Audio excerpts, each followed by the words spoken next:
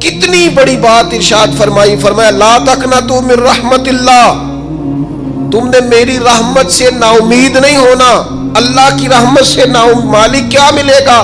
فرمایا ان اللہ یغفر الذنوب جميعا، اللہ سارے ہی گناہ معاف فرما دے گا۔ تو جن لوگوں کو اللہ کی رحمت پر نبی کریم علیہ السلام تشریف فرما ہے، امام غزالی نے لکھا ایک بدو آ گیا، دیہاتی سادہ آدمی، سادے بندے بھی سادے ہوتے ہیں، ان کا بھی اپنا طرز زندگی ہوتا ہے، تو بدو آ گیا، سادہ آدمی تھا، آتے ہی السلام علیکم لے کے نا تو کوئی بات ہی نہیں کی، سیدھا سیدھا ہی کہتا یا رسول اللہ صلی اللہ علیہ وسلم یہ بتائیں قیامت کے دن حساب کس نے لینا ہے؟ حضور فرمانے لگے بھائی یہ تو بڑی صاف سی اور مختصر سی اور سادہ سی بات ہے، حساب تو اللہ تعالیٰ نے لینا ہے۔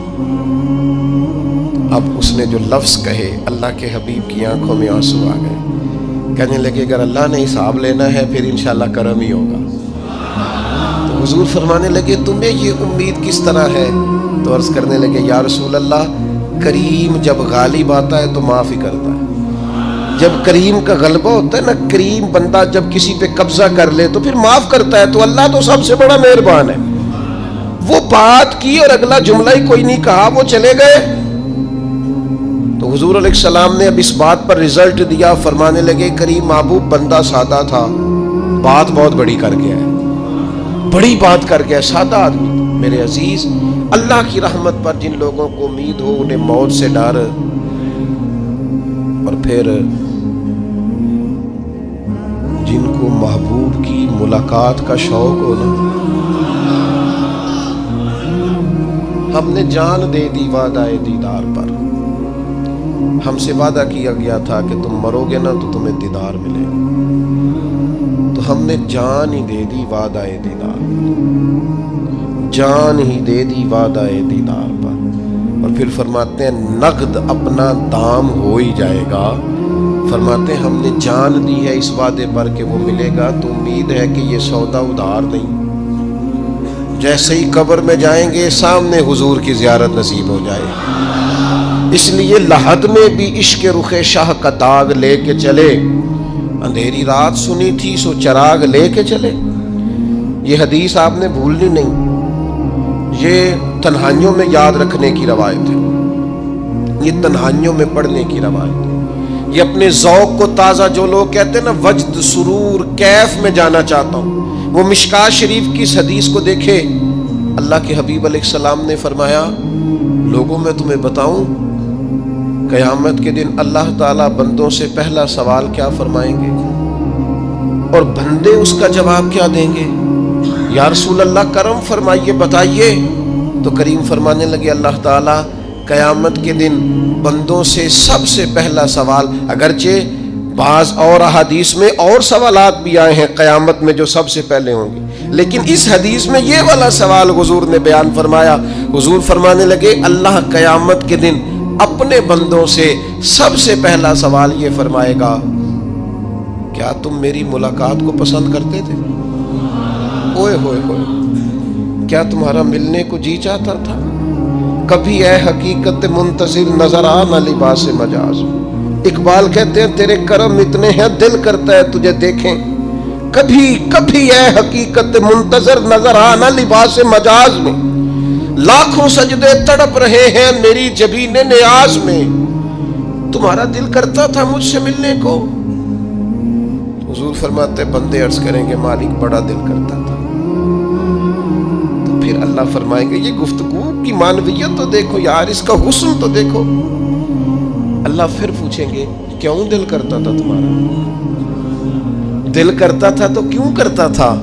عرض کریں گے مالک اس لیے کہ ہمیں امید تھی کہ تو معاف بھی کر دے گا، رحمت بھی فرمائے گا، اس معافی کی امید پر دل کرتا تھا تو ملے۔ حضور فرماتے ہیں پھر رب فرمائے گا مجھ پر واجب ہے، میں نے اپنے کرم سے واجب کر لیا ہے کہ آج تمہیں جنت عطا کروں گا۔ یہ جو ملاقات ہے نا، ملاقات کہ وہ ملیں گے، ان سے ملاقات ہو۔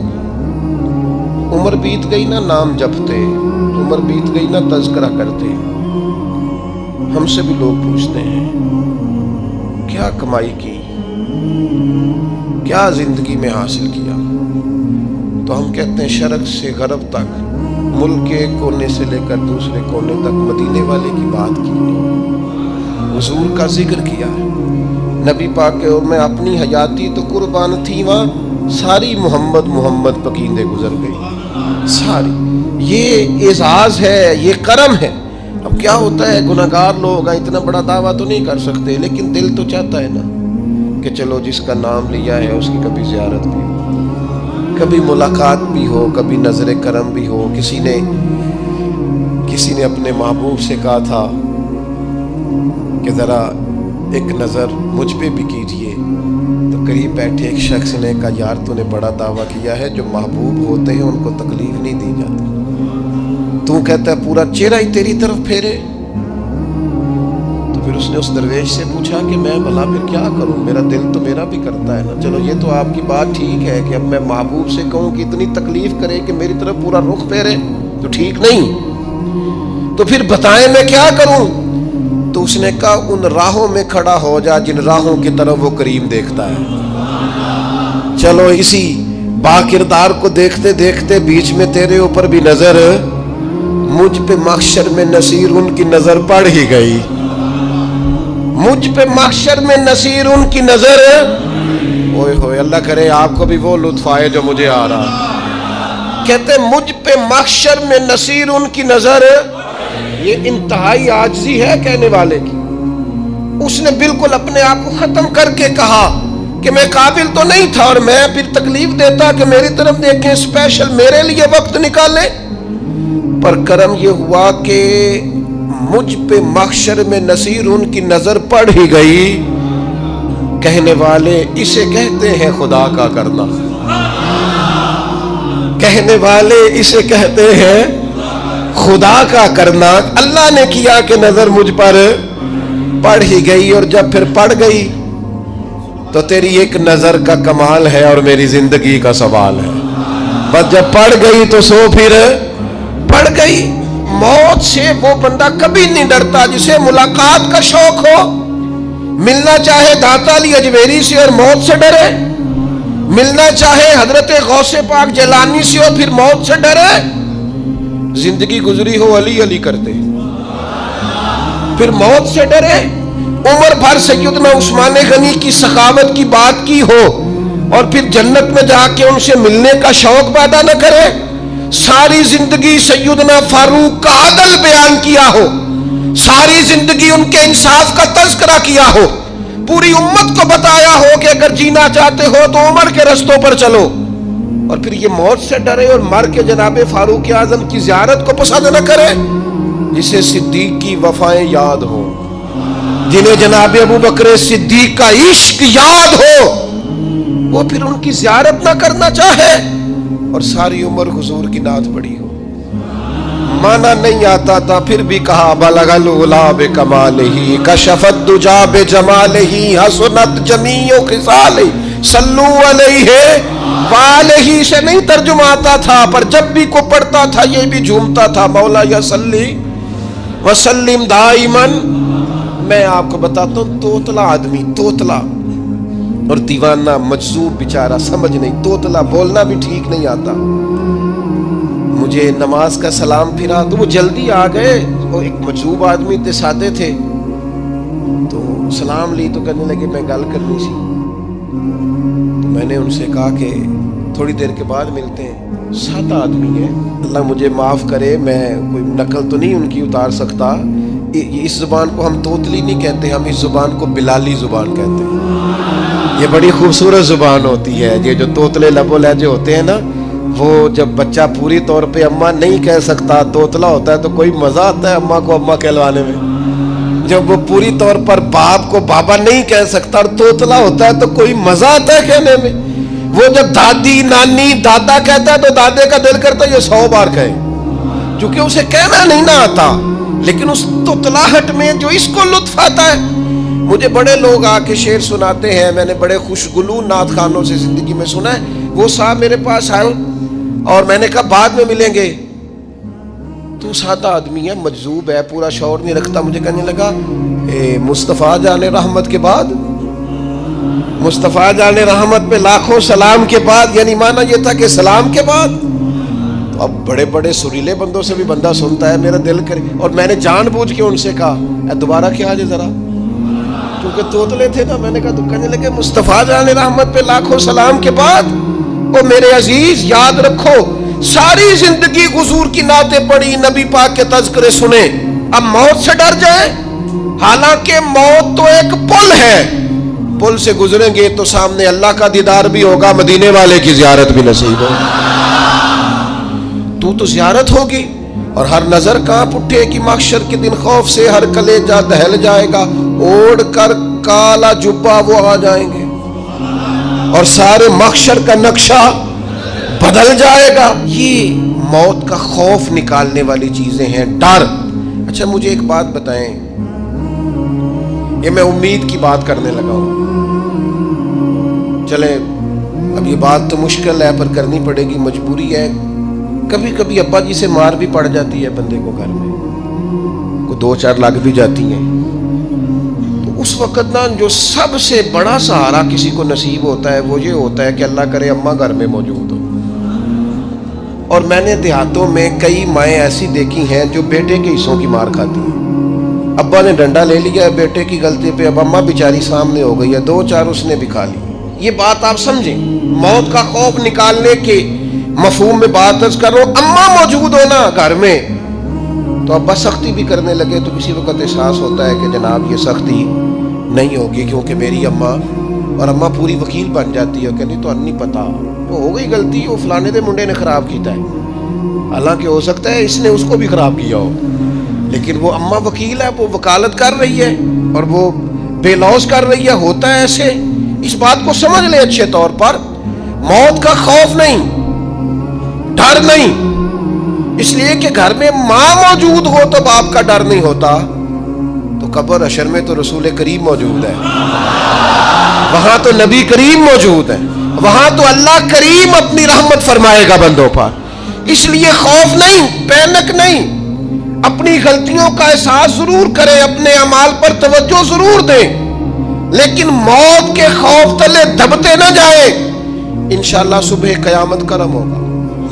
میرے نبی پاک علیہ الصلوۃ والسلام نے تو فرمایا ہے بس ہم نے ایمان کامل لے کے جانا ہے دنیا میں، حضور نے فرمایا ہے جس طرح 14ویں رات کا چاند چمکتا ہے اس طرح میرے غلاموں کے چہرے چمکیں گے قیامت کو۔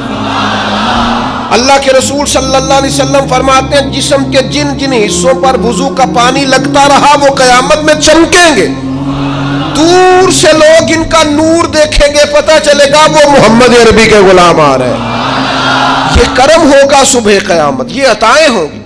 اس لیے مومن موت سے ڈرتا۔ سیدنا بلال حبشی رضی اللہ تعالیٰ عنہ، آخری وقت ہے، نزع کا عالم طاری ہے، اور یہ گفتگو دیکھیں غلاموں کی، آپ کی اہلیہ رو پڑی، کہنے لگی ہائے ہائے افسوس۔ حضرت بلال فرمانے لگے کیا ہوا؟ کہنے لگی افسوس ہے کہ آپ دنیا سے جا رہے ہیں۔ تو حضرت بلال نے مضمون ہی بدل دیا، سوچ کا زاویہ ہی بدل دیا، فرمانے لگے یہ افسوس کا مقام نہیں، یہ تو خوشی کا مقام ہے، اس لیے کہ میری آج آنکھیں بند ہوں گی، قبر میں کھلیں گی، مدینے والے محبوب سے بھی ملوں گا، حضور کے غلاموں سے بھی ملوں گا صلی اللہ تعالی علیہ وسلم۔ تو موت تو مقام مسرت ہے، اور اگر یہ مل جائے زندگی میں، ایک بدو ایمان لے آئے، ابن ماجہ میں موجود ہے، حضرت ابو ہریرہ رضی اللہ تعالیٰ عنہ حدیث کے راوی ہیں، فرماتے ہیں ایک بدو ایمان لائے اور انہوں نے حضور علیہ السلام کے ساتھ ہجرت بھی کی، ابن ماجہ میں موجود ہے۔ تو نبی پاک علیہ السلام نے نا انہیں ایک صحابی کے ساتھ کر دیا، اب ان کے کام کاج میں مصروف ہو گئے ان کے ساتھ۔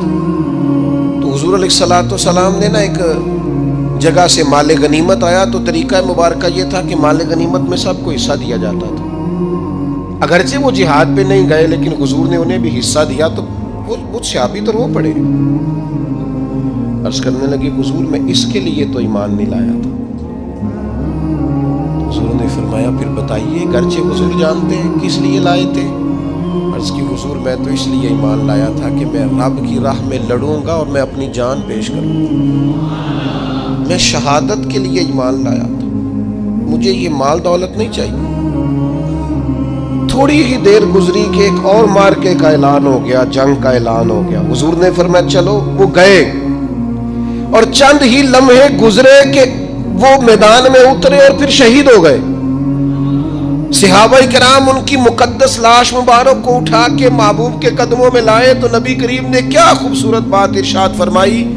حضور فرمانے لگے دیکھو اس نے اللہ کی تصدیق کی ہے تو رب نے بھی اس کی تصدیق فرما دی.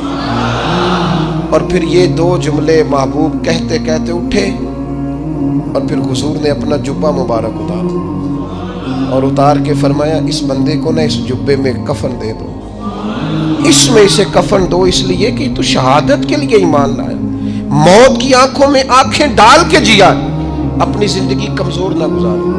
مسلمانوں پہ کافر کا رعب طاری ہو گیا ہے. ایک تو ہوتا ہے نا کہ کوئی مدد کرنا, کوئی آگے بڑھنا, فلسطین کا نام تک نہیں لے رہے حکمران زبان سے, ذکر تک نہیں کر رہے, چینل ذکر نہیں کر رہے. اتنا رعب, اتنا کفر کا خوف, صرف اس لیے کہ ہمیں موت کا ڈر ہے. مر جائیں گے تو بستر پہ نہیں مریں گے, بیماریوں سے نہیں مر جاتے لوگ. خدا کے بندو اپنی زندگی میں اتنا خوف اگر موت کا پیدا کر لو گے. حضرت سعید ابن جبیر رضی اللہ تعالیٰ عنہ بہت بڑے فقیہ تھے. حجاج بن یوسف نے بلایا اور کہنے لگا میں تمہیں موت دینے لگا ہوں, مار دوں گا تمہیں. بڑا ظالم آدمی تھا, بڑے لوگ اس نے قتل کیے تھے. حضرت سعید رضی اللہ تعالیٰ عنہ مسکرا پڑے اور غصے میں آیا, کہنے لگا کیوں ہنستے ہو؟ فرمانے لگے تو بڑا بیوقوف ہے, تجھے کس نے کہا زندگی اور موت تیرے ہاتھ میں, یہ تو تب آئے گی جب میرا رب چاہے. کہنے لگا لے جاؤ ان کو اور جا کے قتل کر دو. تو وہ جب جلاد لے جا رہے تھے تو آپ اور کھل کے مسکرائے, ہنسے. یہ آپ کی طاقت ہے کہ موت کو دیکھ کے مسکراہٹ ہو, لبوں پہ تبسم, رقصہ ہو, مسکرائے. جب آپ مسکرا رہے تھے تو اس کو اور غصہ آیا, واپس بلایا. کہنے لگا مسکراتے کیوں ہو؟ فرمانے لگے تیری جرت پہ مسکرا رہا ہوں اور اس بات پہ مسکرا رہا ہوں کہ رب کتنا بے نیاز ہے, تیرے جیسے لوگوں کو بھی مہلت دے رکھی ہے. کتنا بے نیاز ہے, تیرے جیسے لوگوں کو مہلت دے. اور غصے, کہنے لگا میرے سامنے قتل کرو. حضرت سعید ابن جبیر رضی اللہ تعالیٰ عنہ نے منہ کعبے کی طرف کر کے پڑھنا شروع کیا, انی وجہت وجہی للذی فطر السماوات والارض حنیفا وما انا من المشرکین. آپ یہ پڑھ رہے تھے تو کہنے لگا اس کا منہ کعبے سے پھیر دو. کعبے سے منہ پھیرا تو آپ فرمانے لگے تو بڑا ہی بیوقوف ہے, میرا رب کو صرف کعبے کی طرف مقید ہے. وَلِلَّهِ الْمَشْرِقُ وَالْمَغْرِبُ فَأَيْنَمَا تُوَلُّوا فَثَمَّ وَجْهُ اللَّهِ. چہرہ پھیر دیا جب اس نے تو آپ فرمانے لگے مشرق بھی اللہ کا, مغرب بھی اللہ کا. اور اللہ فرماتا ہے تم جدھر بھی منہ کرو ادھر ہی اللہ کی رحمت ہے. یہ پڑھا تو اب اس نے لٹایا, اور جب وہ آپ کو قتل کر رہا تھا تو حضرت سعید ابن جبیر کی ایک زوردار آواز گونجی. فرمایا یاد رکھنا مجھے اسی طرح قتل کرنا جس طرح تم خود قیامت میں قتل ہونا پسند کرتے ہو. میرا آخرت پر یقین کامل ہے, محشر میں عدالت لگے گی, میں تمہیں قتل کروں گا میں. حضرت سعید ابن جبیر کی وہ جرت تھی کہ دربار سارا لرز گیا حجاج کا. حضرت سعید ابن جبیر رضی اللہ تعالیٰ عنہ کہنے لگے اللہ اسے میرے بعد کسی پر مسلط نہ کرنا, میرا قتل آخری ہو, میرے بعد نہ ہو. ڈر گئے لوگ, سہم گئے. اور وہ جو جلاد آپ کو قتل کر رہا تھا اس کے بھی ہاتھ کانپ رہے تھے. اتنی جرت, موت کا ایک منٹ کے لیے خوف نہیں. حضرت سعید ابن جبیر رضی اللہ تعالیٰ عنہ شہید ہو گئے تو اتنا خون نکلا, اتنا خون نکلا, اتنا خون نکلا, خون بند ہی نہیں ہو رہا. ایک طبیب بیٹھا تھا, ہانپتے کانپتے ڈرے ہوئے, سہمے ہوئے. حجاج کہنے لگا اسے اتنا خون؟ تو کہنے لگا بادشاہ میں نے سالوں مریض دیکھے ہیں, اس کو پتہ چل جائے نا مرنے والا ہوں وہ تو اتنا خوف میں آتا ہے, پہلے ہی اس کا سارا خون جم جاتا ہے اور سکڑ جاتا ہے اور اس کا خون جل جاتا ہے. یہ جو بندہ تم نے شہید کیا ہے نا اس میں ایک رتی برابر بھی موت کا خوف نہیں, موت کے خوف سے بے نیاز تھا, اتنا خون نکلا. حضرت سعید ابن جبیر شہید ہوئے اسی دن حجاج کے پیٹ میں درد شروع ہوا, صرف 15 دن. حجاج بعد میں زندہ رہا 15 دن اور ساری رات تڑپتا تھا, کہتا تھا مجھے خواب میں آ کے پیروں سے گھسیٹتے. حضرت سعید ابن جبیر چلاتا تڑپتا 15 دنوں کے اندر. طبیبوں نے کہا تیرا جو مرض ہے یہ کوئی آسمانی عذاب ہے. میرے عزیز موت سے ڈرے نہیں بلکہ جو ظالم ہو ان کو ڈرا دے, یہ مومن کی شان ہے. اپنے اپنی زندگی کے اندر سے موت کا خوف نکال دیں، تاکہ زندگی کے جو دن ہیں وہ جیے تو جا سکیں، وہ انسان مضبوطی سے وقت سے گزار سکے۔ حضرت علی شیر خدا رضی اللہ تعالیٰ عنہ نا وہ جیکٹ نہیں پہنتے تھے جنگی، جو کمر پہ پیچھے لوگ پہنتے تھے نا، تلوار کوئی مارے تو زخم نہ ہو۔ تو کسی نے مولا علی شیر خدا رضی اللہ تعالیٰ عنہ سے فرمایا پشت پر آپ وہ جیکٹ نہیں پہنتے لوہے کی؟ آپ فرمانے لگے پشت تو دکھانی نہیں تو کہنے لگے موت سے ڈر نہیں آتا؟ فرمایا بالکل بھی نہیں، اور فرمایا مجھے بالکل ڈر نہیں آتا کہ میں موت پر آ گروں یا موت میرے اوپر جا گرے۔ ہم تو شہادت حضرت خالد بن ولید رضی اللہ تعالیٰ عنہ ایک دن نوجوانوں کو خطاب کرتے کرتے کہنے لگے موت سے کبھی نہ ڈرنا، میں نے ساری زندگی جنگوں میں گزاری ہے، میرے وجود پر ایک ذرہ بھی جسم کا حصہ ایسا نہیں جس پر زخم نہ ہو۔ اور جو کہتے کہتے رو پڑے، فرمانے لگے یہ بات کرتے کرتے رو پڑے، فرمانے لگے دیکھ لو زندگی ساری میدانوں میں گزاری ہے، لیکن شہادت اللہ تعالیٰ نے میرے لیے وہاں نہیں لکھی تھی، یہاں اللہ تعالیٰ نے اپنی رحمت کے لیے موت میرے لیے لکھی تھی۔ تو یہ تو اللہ کا کرم ہے۔ قریب ایک بزرگ صحابی اور بیٹھے تھے، فرمانے لگے آپ کی نیت شہادت کی تھی، انشاءاللہ آپ قیامت میں شہیدوں میں کھڑے کیے جائیں گے۔ تو میرے عزیز خوف نہیں موت کا۔ آخر میں 2-3 گزارشات عرض کرنی ہے۔ ایک تو میری آپ سے گزارش ہے، جنہوں نے ابھی تک قرآن مجید کی تلاوت شروع نہیں کی، وہ ابھی سے آج سے 10 منٹ ٹائم ہو تو مسجد میں بیٹھ کے ایک رکوع پڑھ کے جائیں، قرآن مجید نہیں چھوڑنا۔ رمضان کا تعارف یہ ہے کہ شہر رمضان الذی انزل فیہ القرآن، تو قرآن مجید سے دلچسپی۔ دوسری میری گزارش ہے راشن بانٹنے والوں سے بھی کہ مہربانی کریں لائنوں میں لگانا چھوڑ دیں، اور لینے والوں سے بھی میری عرض ہے کہ اللہ تعالیٰ سارا سال عطا کرتا ہے، 3-4 ہزار کے لیے کیوں اپنے آپ کو آپ تکلیف میں ڈالتے ہیں؟ سارا سال اللہ دیتا ہے۔ اور پھر میری آپ سے یہ بھی اپیل ہوگی کہ طبیعتوں میں حلم پیدا کریں، بردباری پیدا کریں، یہ بڑی ضروری چیز ہے۔ مثبت سوچیں لائیں، روزہ ہماری تربیت کرتا ہے۔ اور پھر آپ سے یہ بھی اپیل کروں گا رمضان شریف کی مقدس گھڑیوں میں صرف اپنے لیے نہیں سوچے، امت کے لیے سوچیں، بالخصوص فلسطین کے مسلمانوں کے لیے کم از کم دعا مومن کا ہتھیار ہے، وہ تو جم کے کریں اللہ کے حضور۔